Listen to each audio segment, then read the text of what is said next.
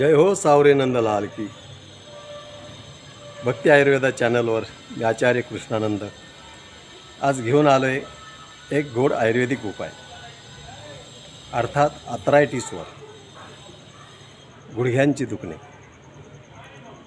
साधारण 40 वयाच्या पुढं गेलं की गुडघ्यांचे दुखणे मागे लागतात. चालणं कठीण होऊन बसतं, मांडी घालून बसता येत नाही, सतत ठणक लागतो, गुडघे दुखतात की अनेकांच्या तक्रारी मी ऐकल्या. आयुर्वेदामध्ये वाग्भट्टाचार्य यावर एक सुंदर उपाय सांगतात. एक क्षारीय वनस्पती या ब्रह्मांडामधली, तिचं आयुर्वेदिक नाव हरशिंगार. मोठे गोड पुष्प असतात, तिला सफेद पुष्प आणि केसरिया रंगाची मागच्या बाजूला दांडी असते. काही भागामध्ये त्याला हरशिंगार म्हणतात, काही भागामध्ये त्याला पारिजातक म्हणतात. हा पारिजातक वृक्ष आर्थरायटिसवर अमृत आहे, अमृत.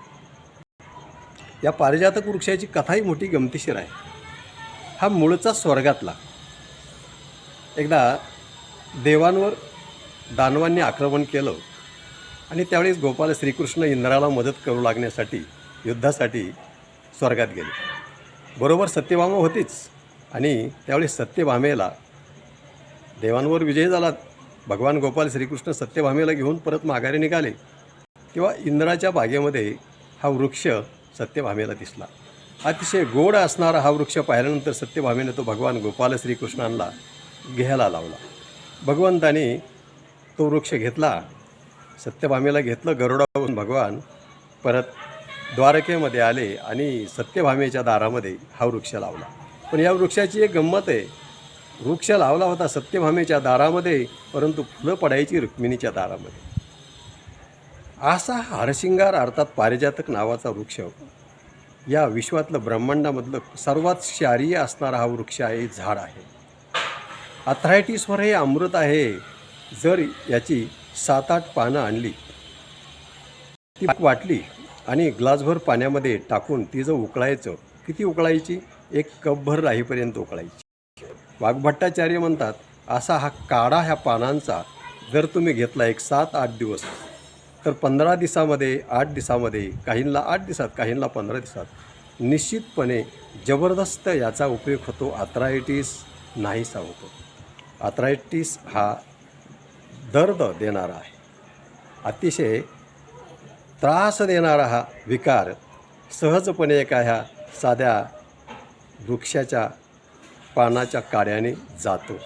म्हणून आपण निश्चितपणे हे करून तर पहा, केल्याने निश्चितपणे अनुभव आल्याशिवाय राहत नाही. आपला आयुर्वेद हा अनुभवाचा आयुर्वेद आहे. म्हणून निश्चितपणे आर्थरायटिसमधून सुटका करून घेण्यासाठी वापरा हा एक दैवी वृक्ष.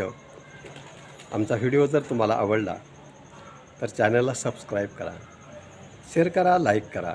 असेच नवनवीन आम्ही आयुर्वेदावरसुद्धा काही औषधीय वनस्पतींचे उपयोग सांगतो. तसेच काही गोड वचन, संतांची वचनं, तसेच काही संतांच्या आणि भगवंताच्या गोड अशा कहाण्या.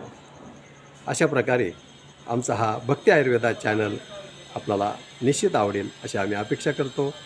मी आचार्य कृष्णानंद पुनश्च आपल्या सर्वांचं एकदा दर्शन करतो.